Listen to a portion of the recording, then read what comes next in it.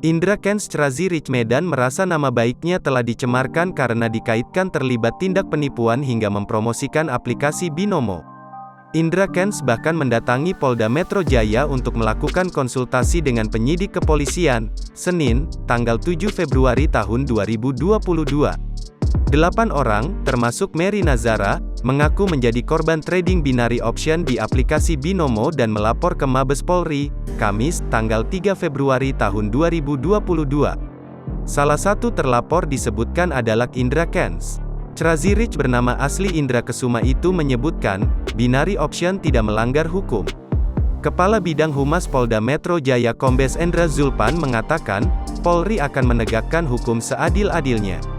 Saat ini penyidik Polda Metro Jaya mulai menangani kasus tersebut dan berkoordinasi dengan penyidik Bareskrim Polri.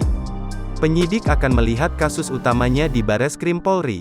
Kalau kasus di Bareskrim terbukti akan menjadi pertimbangan penyidik, kata Endra Zulpan, Selasa, tanggal 8 Februari tahun 2022.